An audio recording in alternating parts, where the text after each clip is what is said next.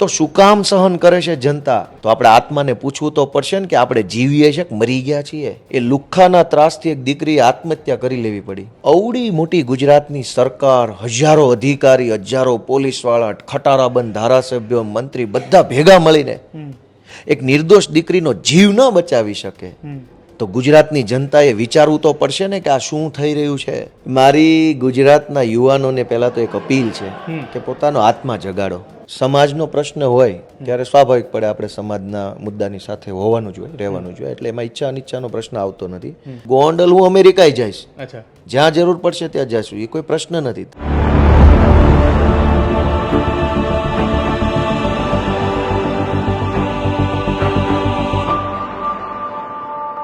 2 March 2017 અને આજની તારીખ છે 16 જુલાઈ 2025. બરાબર 7 વર્ષ કરતાં વધારે સમય થયો છે.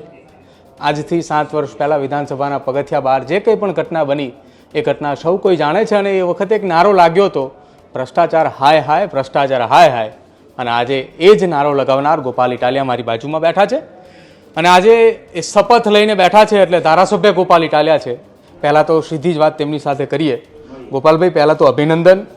ગુજરાત વિધાનસભાની અંદર 2017માં જે તમે આવ્યા હતા, ભ્રષ્ટાચાર હાય હાયના નારા લગાવતા હતા, આજે તમે વિધિવત રીતે ધારાસભ્ય થઈ ચૂક્યા છો અને એમએલએ ગોપાલ ઇટાલિયા બની ગયા છો, એ બદલ પહેલા અભિનંદન આપી રહ્યો છું. અભિનંદન અમારા વિસાવદર, ભેસાણ અને જુનાગઢ ગ્રામ્યના મતદારોને. એમણે મને આ તક આપી, એમણે મને આવડું મોટું પ્લેટફોર્મ આપ્યું, એમણે મારું માન સન્માન વધાર્યું. તો આ અભિનંદનનો અધિકાર વિસાવદર વિધાનસભાના મતદાર માતાઓ, બહેનો, વડીલો, રત્ન કલાકારો, માલધારીઓ, શ્રમિકો, વેપારીઓ બધાને છે. હું એમનો આભારી છું કે એમણે મને આવડા મોટા પ્લેટફોર્મ ઉપર મોકલ્યો છે.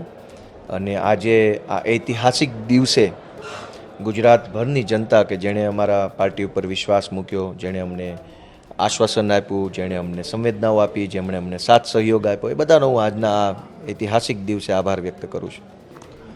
સમય ખૂબ ઓછો છે, સીધી ચર્ચાની શરૂઆત કરીએ. વેદનાની ડાયરીના 2-4 પ્રશ્નોનું નિરાકરણ થઈ ચૂક્યું છે, તમે તમારા સોશિયલ મીડિયા પ્લેટફોર્મ પર કહ્યું. કેટલા એવા પ્રશ્નો એના અંદર હતા કે જે ખૂબ અત્યંત જરૂરી વિસાવદરની અંદર છેલ્લા કેટલાય વર્ષોથી સોલ્વ નથી થયા, પણ તમે તમારા હાથે લખ્યા છે. એ તમારું આવનારું વિઝન છે કે એ 700 દિવસ, 750 દિવસમાં થઈ જાય, અથવા તો એ આવનારી ટર્મની અંદર તમે ઊભા રહો છો, બીજું કોઈ ઊભા રહે ત્યારે થાય. પ્રશ્નોની હંમેશા 3 કેટેગરી રહે છે. એક છે પ્રક્રિયાત્મક કામો, કે નાની મોટી સરકારી પ્રક્રિયાઓ જે બનેલી છે, નીતિ બનેલી છે, નિયમો બનેલા છે, ઉપનિયમો છે, એના આધારે સરકારી માણસે કામ કરવાનું છે. પણ એણે કામ કર્યું ન હોય અથવા કામ કરવું ન હોય અથવા કોઈ બીજા સંજોગોના કારણે પ્રક્રિયાત્મક કામો કે જેમાં કોઈ કાયદાની પ્રોસેસ કરો, ફોર્મ ભરો, અરજી કરો, નિર્ણય કરો એટલે કામ થઈ જતા હોય, એવા કેટલાક કામો. બીજા વહીવટીય દ્રષ્ટિકોણના કામો છે જેમાં વહીવટી નિર્ણય લેવામાં આવે તો કોઈ કામ ચાલુ કરાવવું હોય તો ચાલુ થઈ શકે, જે કામ બંધ કરાવવું હોય એ બંધ થઈ શકે. અને ત્રીજું છે નીતિ વિષયક બાબત, જે વિધાનસભાની અંદર સરકારના સ્તર ઉપર નક્કી થતું હોય છે. તો આ 3 પ્રકારના કામોની અંદર અમે લાગેલા છીએ. નીતિ વિષયક કામોની રજૂઆત વિધાનસભામાં કરશું, વહીવટીય કામોની રજૂઆત અને એની ચર્ચા જિલ્લા વહીવટી તંત્ર પાસે કરશું. પ્રક્રિયાત્મક જેટલા કામો છે એની રજૂઆત જે તે કચેરી એના સાહેબો સાથે સંકલન મારીને કરશું. ધારાસભ્ય ગોપાલ ઇટાલિયા આજે શપથ લેવા ગાંધીનગર આવ્યા હતા અને સોશિયલ મીડિયામાં એક પોસ્ટ ભરી છે પૂર્વ ધારાસભ્ય હર્ષદ રીપડિયાની કે વિસાવદરની અંદર કાર્યપાલક ઇજનેર, માર્ગ મકાન વિભાગ, મુખ્યમંત્રીને પત્ર લખી, કાર્યપાલક ઇજનેરને પત્ર લખીને કીધું કે પેચના ડામરના રોડ રસ્તાના કામો શરૂ કરવા સત્વરે વિનંતી છે. એમ હા, સારું થાય તો સારી બાબત છે, થવું જોઈએ, પેચવર્ક થવું જોઈએ, બરાબર છે. વિધાનસભાની અંદર ચોમાસા સત્રમાં ખૂબ ઓછો સમય મળશે બોલવા માટેનો, 2-3 મિનિટ 4 મિનિટનો સમય મળવાનો છે. કઈ રીતે સવાલ, અને ગુજરાતના યુવાનો માટેનો સૌથી પહેલો સવાલ, ગુજરાતના ખેડૂતો માટેનો કે ગુજરાતની જનતા માટેનો? યુવાનો અને ખેડૂતો એ જનતા જ છે. જનતા યુવાનો અને ખેડૂતોથી તો બનેલી છે. મારી ગુજરાતના યુવાનોને પહેલાં તો એક અપીલ છે કે પોતાનો આત્મા જગાડો. જિંદગીનો કિંમતી સમય આંદોલન કરવામાં આપણે રોકીએ છીએ, એનાથી અડધો સમય જો રાજનીતિમાં આપણે ફાળવીશું, રાજનીતિ બદલવા માટે જે સમય અને ઉર્જા ખર્ચીશું, એનાથી પરિણામ મળશે.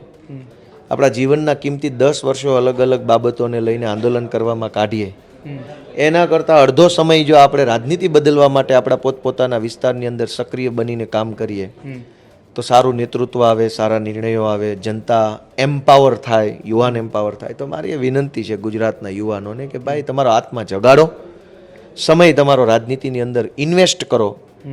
આવનારા 10-5 વર્ષની અંદર ગુજરાતની રાજનીતિ બદલવામાં તમારું સમય શક્તિનું યોગદાન આપો તો ચોક્કસ આપણા ગુજરાતના બધા પ્રશ્નોનું નિરાકરણ આવશે.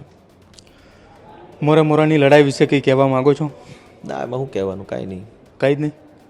અચ્છા, ગુજરાતની અંદર છેલ્લા કેટલાક સમયથી લગભગ 1-1.5-2 મહિનાથી પાટીદાર સમાજના યુવા આગેવાનો એક થઈ રહ્યા છે, બેઠકો કરી રહ્યા છે, મિટિંગો કરી રહ્યા છે.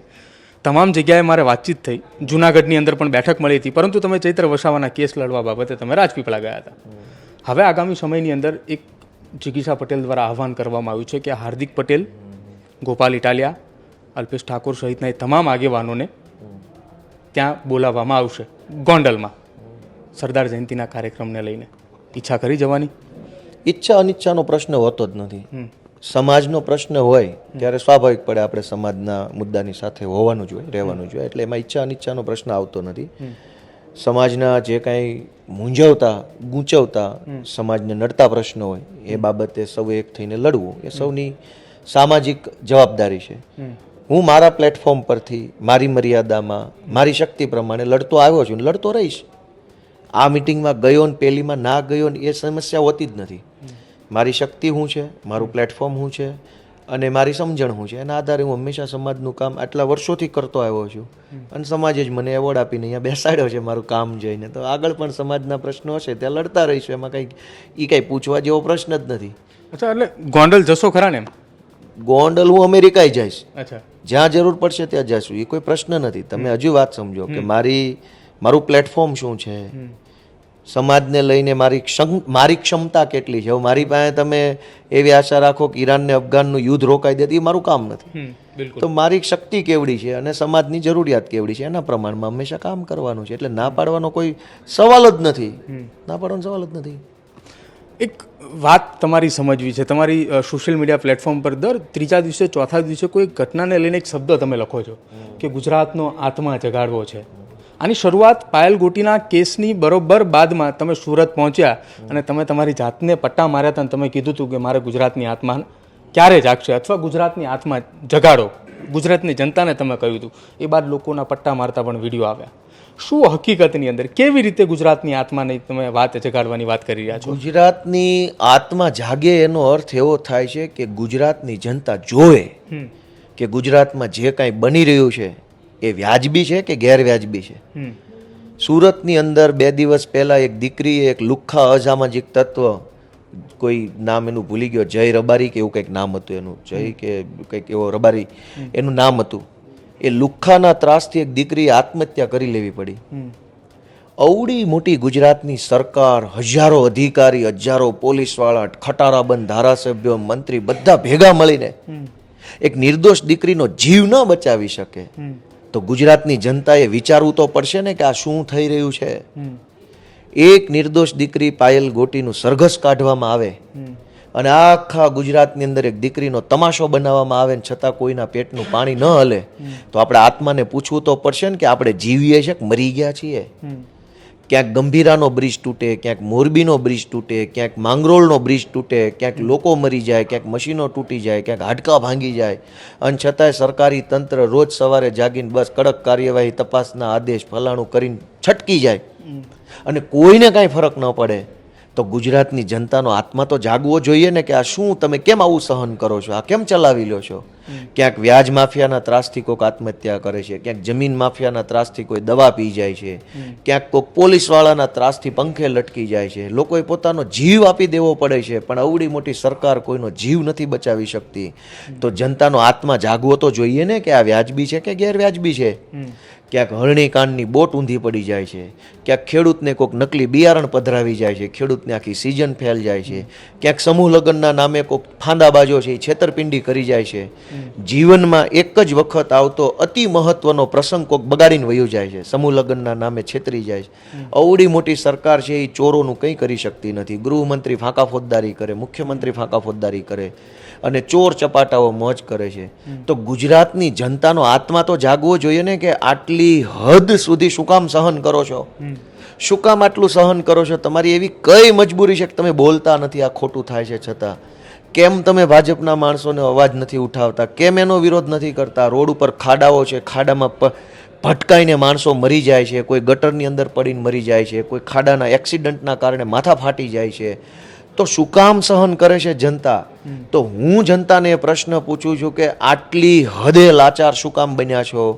આ ગાંધીનું ગુજરાત છે, આ સરદારનું ગુજરાત છે કે જેણે દુનિયામાં ડંકો મારી દીધો, અંગ્રેજો જેવા અંગ્રેજોને ભગાડી દીધા.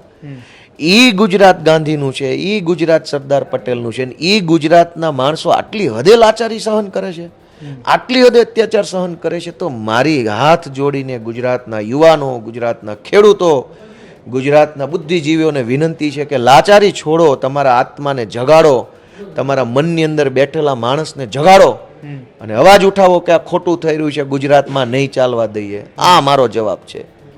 એક છેલ્લો સવાલ, 700 દિવસની અંદર વિસાવદરના કોઈ પણ બે એવા કામ મહત્વપૂર્ણ કે જે ગોપાલ ઇટાલિયા મજબૂતાઈથી લડવા માટે હવે મેદાને છે વિસાવદરની જનતા માટે? બે નહીં, તમામ કામમાં મજબૂતાઈ લડશું. જનતાએ મને જે જવાબદારી સોંપી છે તમામ કામ બાબતે અમે અમારી પૂરી ક્ષમતા અને શક્તિથી લડશું, એમાં કાંઈ સવાલ જ નથી. આભાર એમએલએ ગોપાલ ઇટાલિયા અમારી સાથે વાતચીત કરવા બદલ. તો વિધિવત રીતે ધારાસભ્ય પદના શપથ લઈ લીધા છે અને બરોબર 7 વર્ષ બાદ વિધાનસભામાં પ્રવેશ કર્યો છે. વિસાવદરના તમામ પ્રશ્નો માટે આજથી જ લડાઈ લડવાની શરૂઆત છે. જે મુદ્દાઓ પ્રાથમિક હશે એ મુદ્દાઓ પહેલા પતશે, લાંબા સમયના મુદ્દા એ આગામી સમયમાં પૂરા કરશે, એ પ્રકારનું નિવેદન ગોપાલ ઇટાલિયાનું છે.